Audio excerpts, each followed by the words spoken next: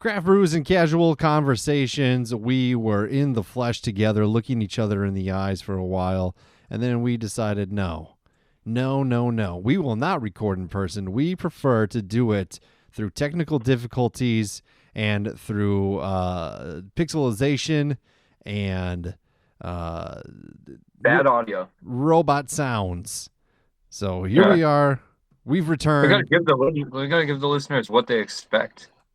You're right. That is what we have to do. This is Dudes with Brews on a Porch. Rob has to work at 3 o'clock tomorrow morning. All right, so let's cue it up.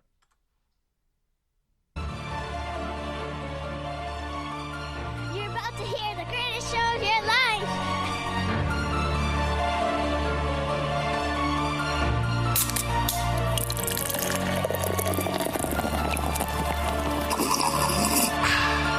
Dude.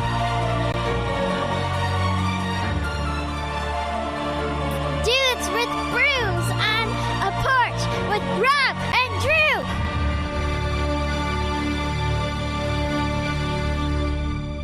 All right, so we are here, and we are drinking some beer. Rob battled the LA traffic to get this brewski that he's going to talk about in just a second. But first, I will talk about the one I'm having. It's from Stubborn Brothers Brewery. It was gifted to me by loyal listener and great person, Ray, who is a swell fella. I haven't seen Ray in a little bit. He has provided the show with beer a handful of times, and he's a good dude, and I appreciate him looking out for the show and looking out for me, quite frankly, and feeding me beer and booze and all that good stuff. I'm drinking Stubborn Brothers Cherry Top Drop. It is a citrus sour radler. While under the chestnut trees in Bavaria, Aaron drank where the radler was invented, or so they claim. The story goes that in June 1922, 13,000 cyclists descended upon a small town and nearly drank it dry. An innovative inn began to cut their beer with overstocked lemon lime soda to stretch their supply, and the radler was born. From our take on the radler, we put a cherry on top, and it worked out beautifully. Enjoy Cherry Drop Top. Cheers. It actually didn't say worked out. I stumbled and I added the word to it. That's what, you couldn't tell because I'm such a professional. And that's what I did for you, so you don't have to suffer through my reading. It is 4.5 on the ABV, 5 on the IBUs. Radlers, this is like a summertime drink usually. It looks like a cranberry juice, if you will. Smells very sweet. Let's see how it goes down the gullet.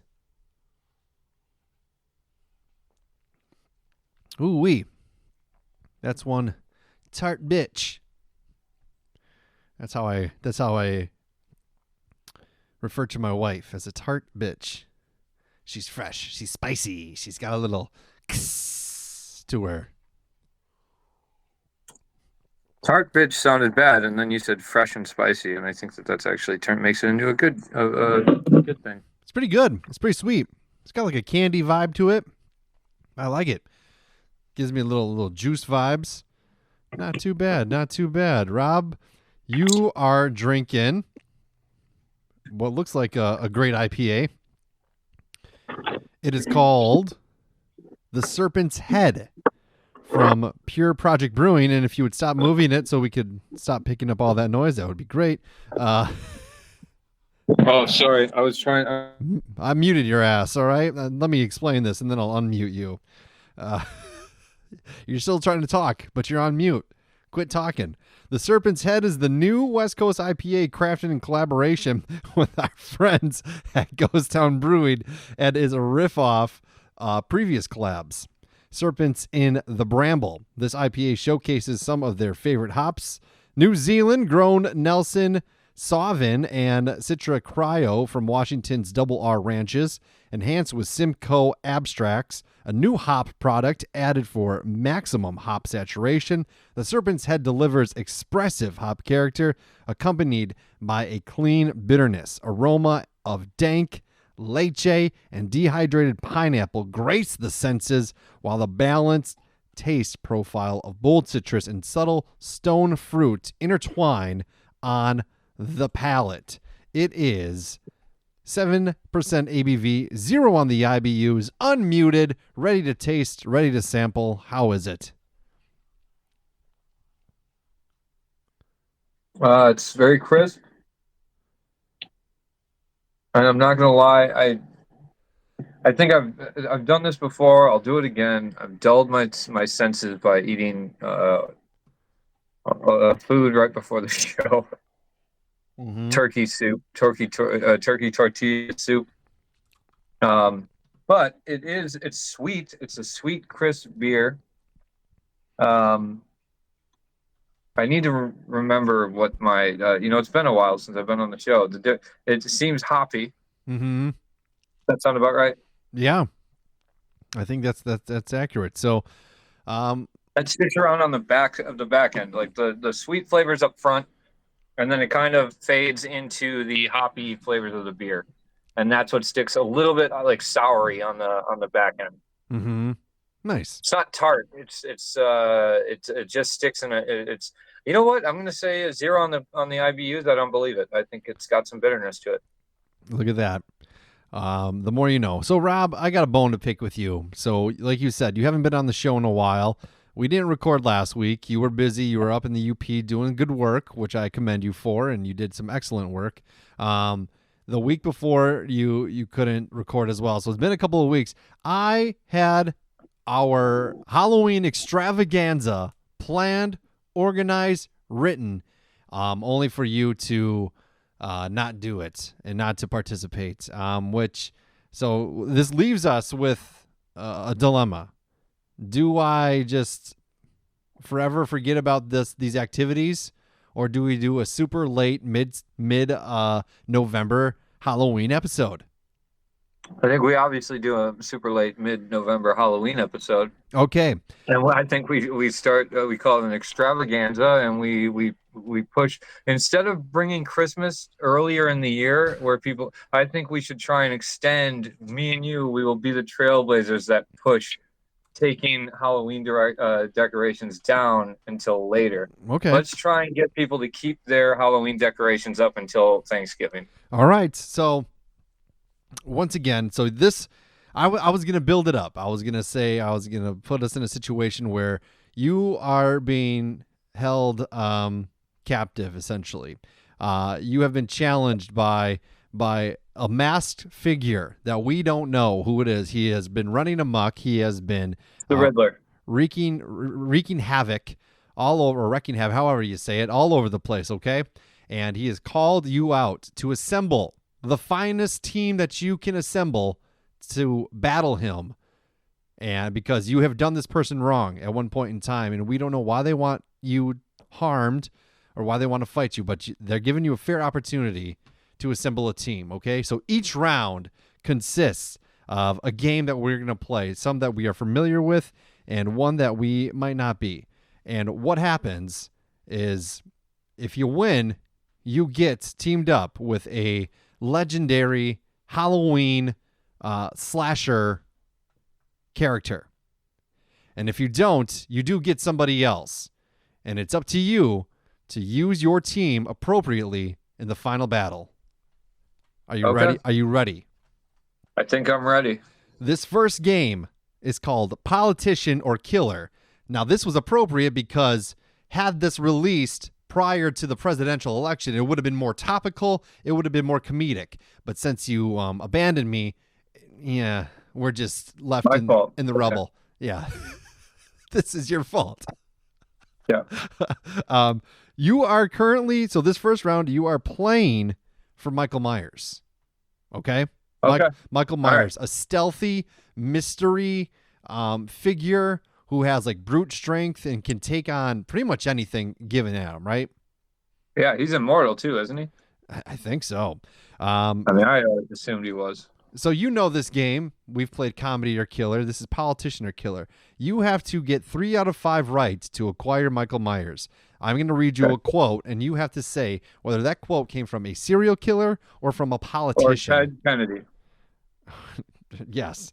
Okay, so are you ready? Yes. First quote. I have nothing to offer but blood, toil, tears, and sweat. Politician. Do you know who said it? Mitch McConnell. No, he didn't. But you're right. It is a politician. Winston Churchill, British Prime Minister, said that. Okay, I see. So it's all throughout history. I don't have to guess current politicians. Right. So there you go. Okay. Off to a great start. Next quote.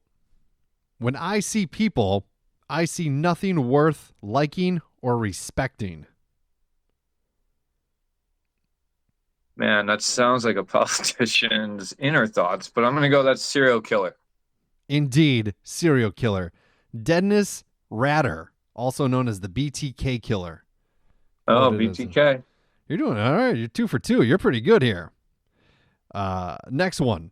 It is a struggle for the minds of the people. No one will survive. And there's a struggle for the minds of the people. No one will survive. Mm-hmm. I'm going to go with serial killer. I think for some reason that is maybe Manson. I don't know. You are 100% correct. Charles Manson said that. I can't believe do I get 2 points for that? Sure. So you've acquired. Points don't matter here. You've acquired. If you get 5 for 5, you get both characters. Okay. All right. Cool. Next one. I have very little regret and none concerning things that really matter. That's a politician. I'm going to say a politician. That is a politician. I don't think you've ever excelled so well in one of these games before. You've been. I know my killers and I know my politicians, or at least I know political speak. Last but not least, I am the most cold-hearted son of a bitch you will ever meet. I think that's a politician. That was Ted Bundy. Oh, okay, my bad. I really wanted that to be a politician. I like in my head I was like, politicians don't speak that candidly about that kind of stuff, but how great would it be? It would be ideal. So you got 5 for 5. So you have acquired the. I know I missed the last one. I'm an honest. Oh, you're unless 4 my for bonus 5. and my Charlie Manson gives me 5 for 5. I don't know. So you acquired Michael Myers. Congratulations. I'll tell you the Who character. was the secondary? The second guy was Miguel Maher, a local family man who serves his community through his local grocery store that strictly sells various exotic meats. Dang, I wish I had that guy. It's probably good with a knife. You could have gotten it. All right, so you've acquired Michael. He's on your side. He's ready for battle. We got 2 more rounds to get to before we get to that final battle. All right, round 2 here. You've watched the Scream movies, right? I've watched a Scream movie. Yes. Okay. So in the first Scream movie, and it's kind of a recurring theme across some of the movies in the franchise, is the idea that you have to know the idea of having horror trivia, of having knowledge about horror movies. That's a big part of it. Okay. So we're playing for Ghostface here. And this is horror movie trivia. I'm going to ask you a question, and you got to answer it. And most of these should be pretty, hopefully, doable. All right. So we'll see. I'm pretty bad with horror movie trivia, but we'll see. We'll see. So, question 1: in Halloween, Michael Myers, the land of Michael Myers, what is the name of Michael Myers' hometown?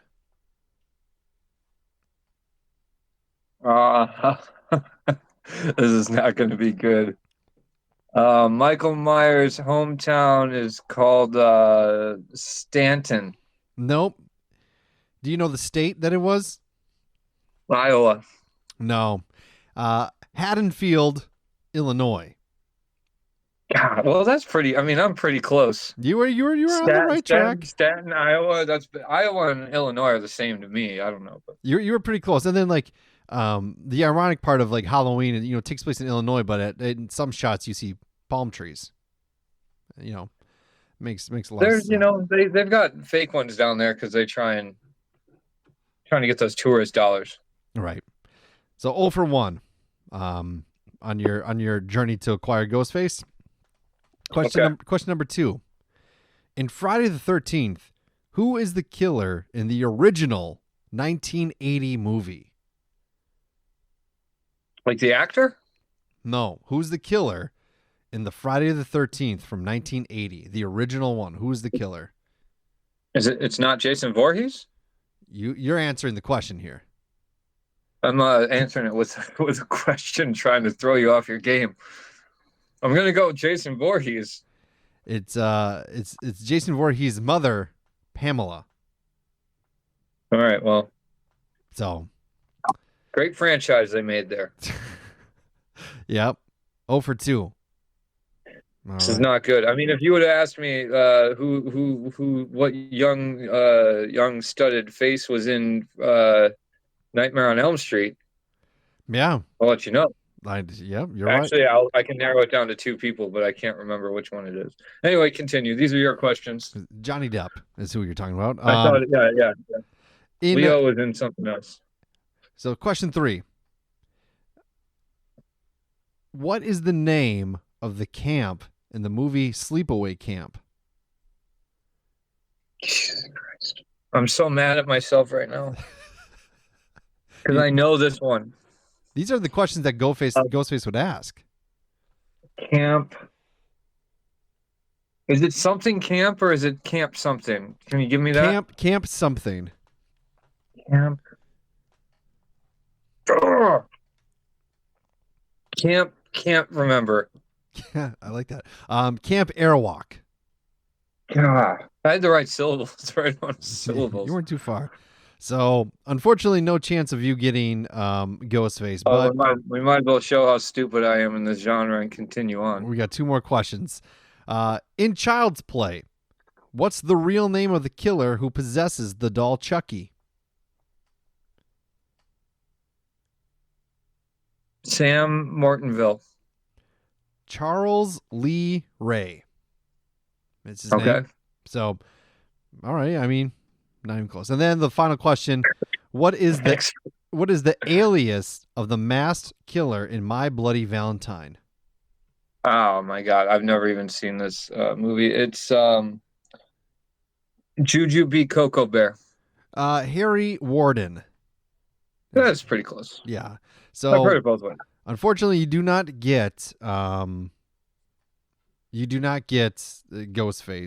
Instead, That would have been a good one. you are stuck with Gary Fasse, an inspiring artist that creates interpretive dances to the sounds of animals mating. I know I can use that to my advantage. Don't worry. So you're teamed up with Gary Fasse, and you have Michael Myers. Michael Myers. So this next one, Just to be a fly on the wall in the room when those two sitting in the green room having a conversation. mm-hmm. Yeah, I hear you. I don't know if you do. All right, continue. I gotta look at here. Hold on. Well, I'm gonna leave you in suspense. my computer's sort of working, but it doesn't want to let my camera or mic work, so we're stuck with my phone still. Stuck with your phone still? That's all right. That's just how it goes, huh? Okay. This next one, you're playing for Freddy Krueger. All right. Okay. Freddy Krueger, also legendary horror character, introducing the world to Johnny Depp, of all people, who would later become massively famous, massively successful. And then get beat by his girlfriend and do a Sauvage ad. Right. But what's more terrifying than battling a killer while you're awake? Battling a killer while you're asleep. Everyone's got to sleep, and you could die. So, this is the world of dreaming. Okay, I'm going to give you a list of 5 dream demons. Okay, and then I'm also going to give, and then one by one, I'm going to read you the description, and you have to guess who that pertains to. Okay? Okay. All right. So the names here. You got pen and paper? I got a pen and paper. You have Mare, Mare. You have Okay. Pishhasha, Pishhasha, Pishacha, Pisacha, something like that. Pishacha. I mean, dude, if you thought you needed to tell me how to spell Pisasha, I mean, This next one, Alp, not elf, Alp. I totally thought Alf. Alf is eating cats in your dream. Alf does it in real life. And then Papa Bawa, or Papa Bawa. Popo Bow Wow, Popo Bow Wow, Popo. Bow Wow, Popozo? Papa Bow Wow. And then you have the Kanash Ibari. Okay. All right. So are you ready for your first description? Yes. A Germanic, a German dream demon. He's small, shape-shifting, or it's a small, shape-shifting creature that appears at night to torment sleepers with vivid, often violent nightmares. It's known for sitting on people's chest and can transform into animals or mist to slip through cracks in the windows or doors, creating a feeling of suffocation and helplessness. Now, who did I just describe? All right. I'm just going through this in my head, so don't take what I say out loud as my answer. I'll say final answer when all right? Mm-hmm. Kenashibara. No, all right, that's not it. It's not German enough. That doesn't sound good. Angry. Yeah.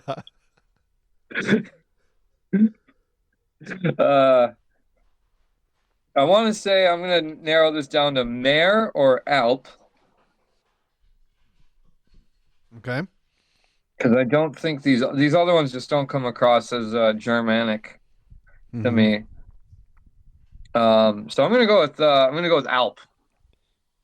Indeed, it's Alp. Wow. All right. Nice. Good job. I cannot believe I got that one when I've got a one. That was a 20% chance and a total guess. You did it. All right, number 2. Originating from Hindu mythology. Mythology, that's the word. This dream demon feeds on negative emotions, particularly preying on those feeling guilt, anger, or sorrow.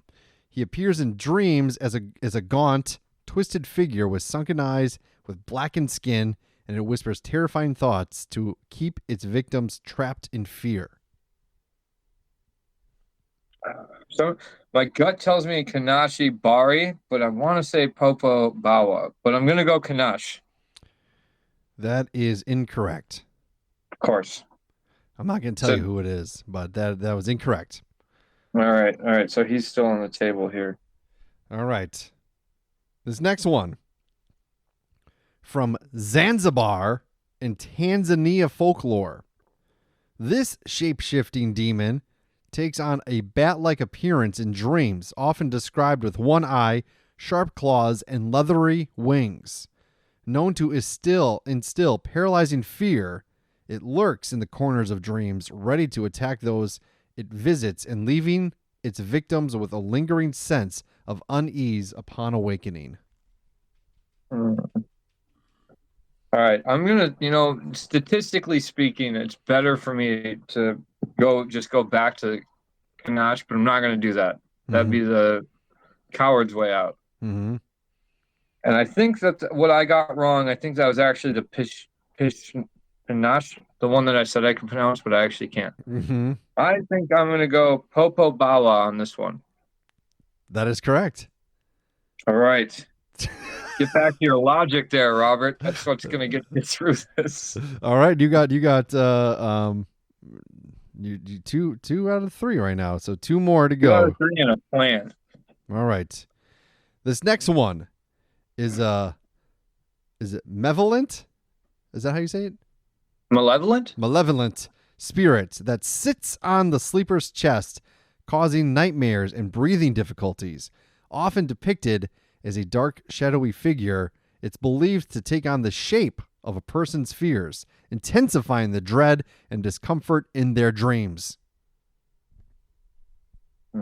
These are all pretty terrifying. Yeah. Yep. I'm gonna go with Kanashi Bari on this one. You would be incorrect. Incorrect. Gosh, dang it, man. That means that one was Mare. So it all comes down to this. Whether you get Freddy Krueger or you get someone else. This next spirit, associated with sleep paralysis, this demon-like entity is believed to bind sleepers, making them unable to move or call for help while inflicting horrific, surreal images. It often appears as a shadowy or faceless figure looming over the bed, inducing feelings of dread and vulnerability. This one is Kanashi Bari.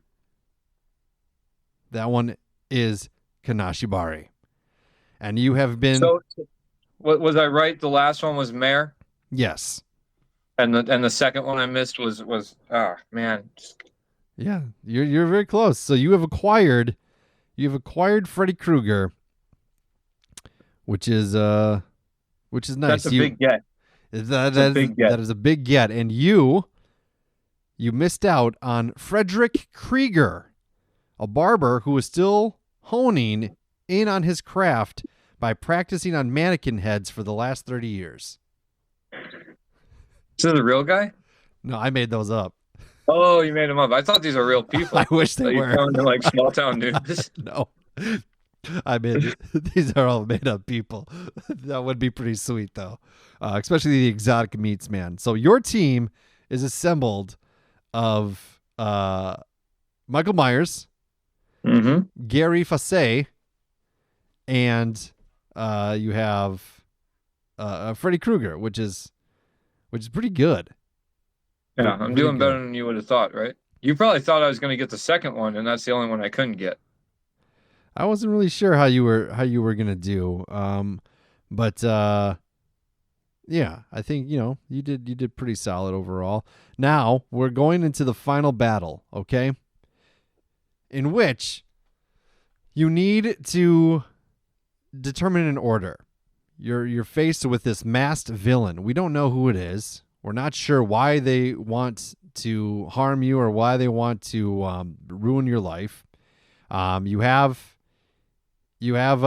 some choices to make. Now each character has a special move based on who they are. Okay? So even Gary has a good little trick up his sleeve. Okay. All right. Do I get to know what those tricks are, or do I just throw them out there? Well, I can tell you this. So Michael Myers, known for being stealthy, known for being quiet. So he's got a silent kind of stealth attack, okay, that delivers heavy blows. Okay. Gary. Shit, hold on. Let's just call him Gary. Gary has the ability to let out a shriek in the tone and in the way of the last animals that he saw mating, because he does interpretive dances to the sounds of animals mating. Oh, that's right. I didn't get the butcher guy. I only got the. All right. Sounds good. So he has the ability to like mimic animals fucking. While the animals that he last saw. So the last animals he saw, or last animals that he heard mating, were the platypus, platypi, as some might call them. Yes.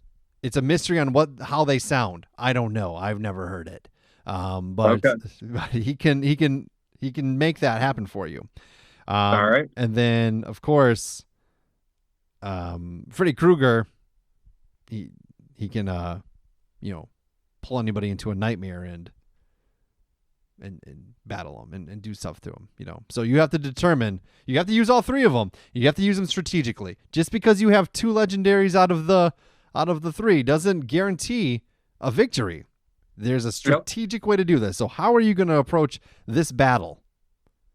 Does this guy know that or this person know that I'm coming already? Are we in a hallway facing off? You're face to face right now, but they can't necessarily see you. Now, if this would have been done at the appropriate time, I would have had some sort of recorded audio that we would insert here. It'd be like, it'd be like echoey, and thanks for bringing that up again. It'd be echoey and be like, Robert, you have come to battle me, or something like that. And they only think it's you. They only think it's you right now. So, yeah, you tell me what order you're gonna use here. Okay, I'm gonna go Gary's first because I think he's gonna throw this guy off his game. Gary's first, okay, and so Gary going up to he's trying to sneakily distract the masked figure. He's coming up there. He comes from the corner on the right side. The masked villain is locking eyes with you, Robert. He's about to express all of his anger, all of his hatred towards you, and he's about to reveal who he is. But then Gary comes and makes the desperate and the shrieking sounds, a platypi mating, something like a while making those noises, he's like, wait a minute, I should be dancing because this is what I do. And then he accidentally trips, falls into the masked villain, in which the villain merely lifts up his right hand, slaps him in the face, and Gary is dead. Fuck. Okay. So his right hand, is that important? This is your battle, my friend. I can't express anything.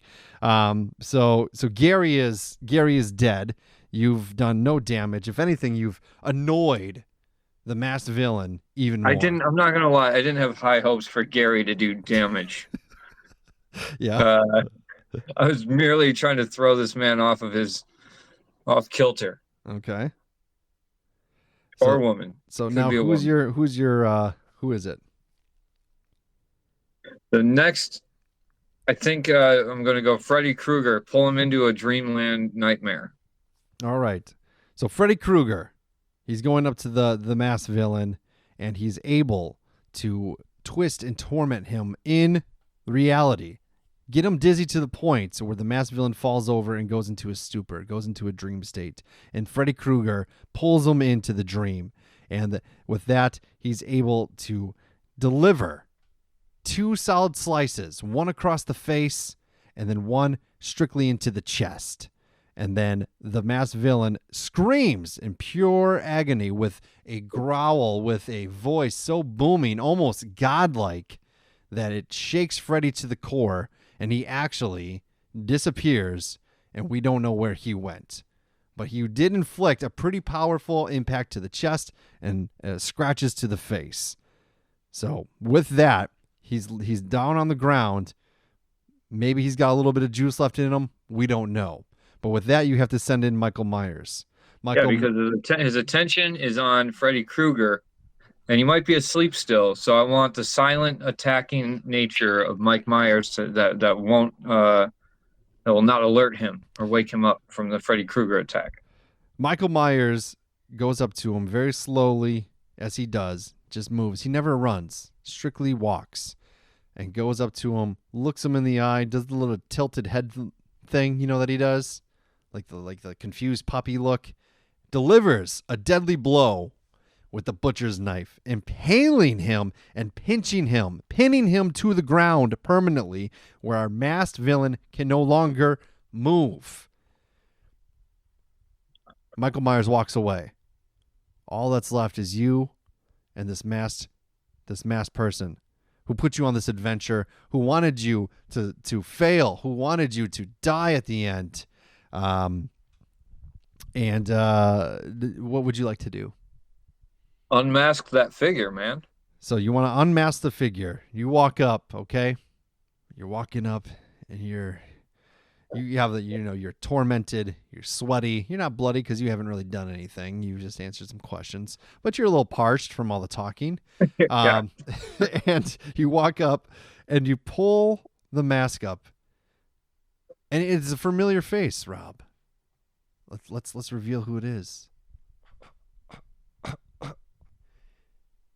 Hello, Vabbit.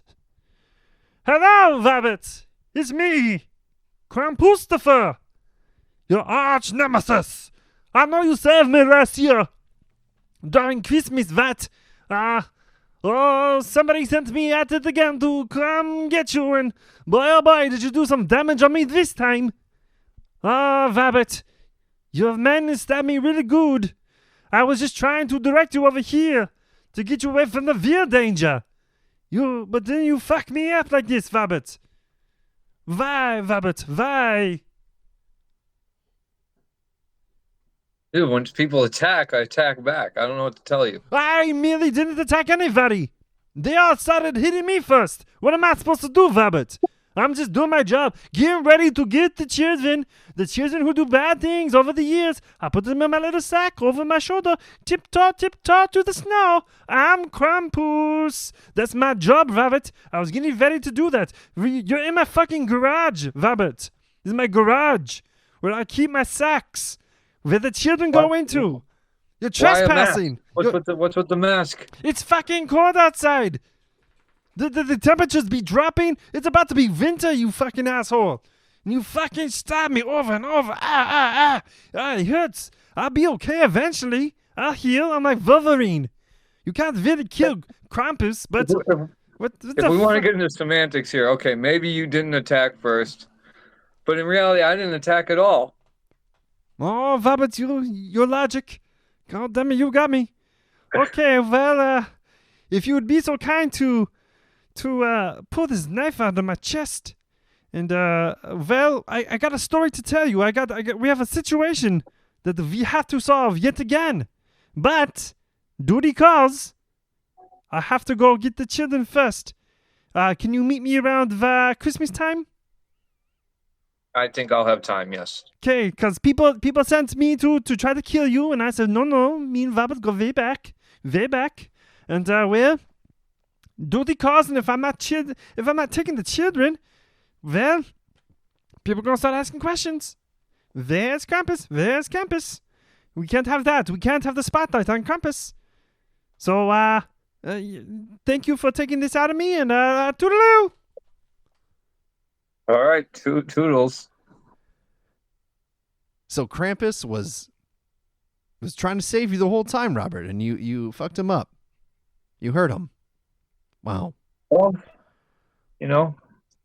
that's how it goes, I guess, sometimes. I don't even know what to say about this. I'll never... this has got to be like the third time that we've attacked first, or I've attacked first. I should probably ask some upfront questions when these games come afoot. The next time you come across like somebody that's just mysteriously lurking somewhere, Krampus, is that you? Yeah, right? I mean, I was out here thinking I had some enemy out there. I'm a pretty likable guy. I should have been asking that question. Who's going to dislike this guy? Well, and it's like who's sending Krampus to come kill you? What distraction is trying to happen? Because something's going on. Krampus when he says that? I don't know. I don't know. Tune in next time for an exciting installment. I don't know who we can trust, but that's the Halloween extravaganza. Very late. I gotta say, I'm super impressed with myself on that Charles Manson call out. That was pretty good. That was a good one. Yeah, and kudos to the guy who wrote the questions, who figured it all out, put in the work, and made up characters and made up the whole scenario. Quite frankly, whoever that person was is owed, I think, a little bit of gratitude. Quite frankly, I don't know about that. I think if somebody panders to it, I mean, it's like you're not supposed to. Yeah, you're right. Supposed to hide in the trenches like that guy. There's a reason. You're right. Yeah. So, congratulations. You didn't die. You would have been. I kid. I appreciate all the hard work that goes into this. So let your wife know that I appreciate her writing the questions and all that stuff. Right. Yeah, right. She wouldn't even bother with that. But yeah, that's what the I think Halloween. she's the ultimate villain. I think she's sending Krampus after me so she can take over the co-host spot. You know what she said earlier? She said, "Oh, you should just bail on Robin, and you and I can record." That's what she said. I know.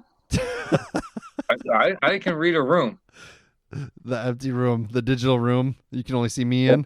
Oh, you don't know how many times she's in the background just like miming. I'm gonna kill you, Rob. Yeah.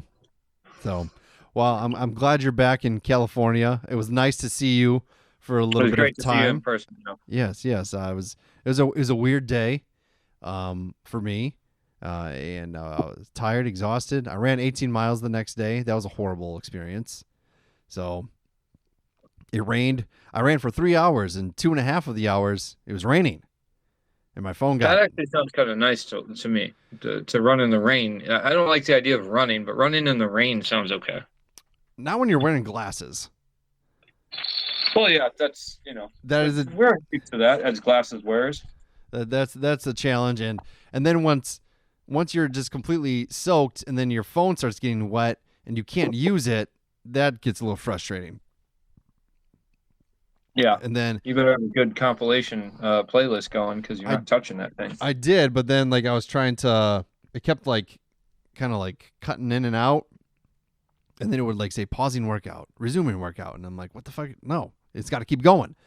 So it was a huge mess, and then I ran 18, and then I walked a half mile, and that walk I didn't think I was gonna make it to my car. It was bad. So, but I live to talk about it. I'm gonna. Yes, you're here for another day. I'll probably go. My next long run is scheduled for 16 miles, so a little less, and I've done that before, so I can do that no problem. The 18 was a stretch, though. It was a struggle. Why don't you just do 26? You know, if I could, I would. I'm working up to it. What makes you think you can't? I can't. There's no way. Now not with that attitude. Got to build up to it, man. I got to build up. No, to you it. don't. Yeah, step one? Run. Yeah, and then do it. The day I ran 18 miles, I took over 32,000 steps. I take 23,000 steps at work. Dude. Do you? That's a lot. Yeah. That's pretty good. I range from 20 to 23,000. That's pretty impressive. That's what I'm telling you. You just do it, dude. You're right. I'll just do it. I could double that easy. Okay. Running? Lightly jogging. Sure. I don't like the impact on my ankles. Mm-hmm. Yeah. But yeah, so that was that. If you want to know, the Bucks, who are second to last in the conference, are currently beating the team that's last in the conference, so that's nice. And it's the first game of the in-season tournament. For whatever reason, that I don't know, that doesn't really fucking matter because the Bucks are horrible, but it is. This is a good thing, Drew. They're about to win.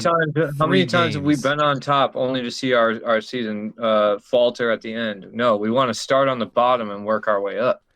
Is that it? Is that what you think? We almost beat the Celtics. We were up 3.5 quarters, and of course pissed it all away in the fourth quarter, like a bunch. We're super good at playing for 3 quarters. Yeah, I know. God, it's just horrendous, horrific. I think Brooke Lopez is going to get traded. I think Pat Connaughton needs to be traded, but like 3 years ago. Yeah, Chris Middleton needed to be traded 3 years ago too. I don't know if I agree with that, but dude he sits on the sideline. He's played next to no games in the last 2 fucking years, dude. Yeah, but his presence on the sidelines is what keeps the calm of the masses. Yeah, that's why they're 2-8. Because the presence of Chris Middleton. There's 82 games, right? Yeah. If we win out, we're fine. If we win right. If we just don't lose the rest of the year. If we win out for the rest of the year, we're good. You're right. That's the ticket. That's what you should. That's the focus. I like that. But yeah. So that's the episode. That's happy Halloween. Very late. But give it one more week before you take down your pumpkins. Yeah.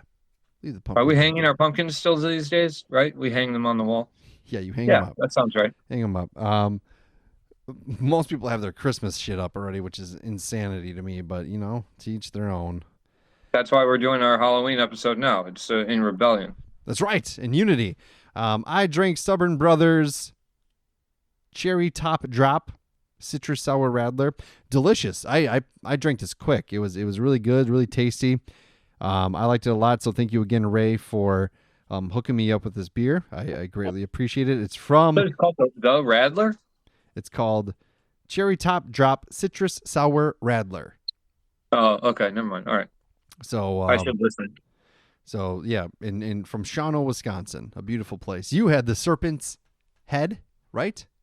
The Serpent's Head, yes. How was it? From San Diego. You know what? I wouldn't drink this one again. All right. No, the flavor up front is pretty good, but it doesn't stick around long. It gives way to a bitterness profile that stays in your mouth, and it's not for me. If you like a kind of a bitter back end beer, then this is a good IPA for you. But certainly has a good sweet upfront flavor, but I don't like it on the back end. I wouldn't drink this again. All right. There you have it. Check us out on our link tree. You can find that on our Instagram page at Dudes with Brews Pod. We got merch. We got and that's really it. We got merch in audio formats. So yeah, buy some things, give us some money, and bye-bye. Like Phew! Audio. Goodbye, everyone.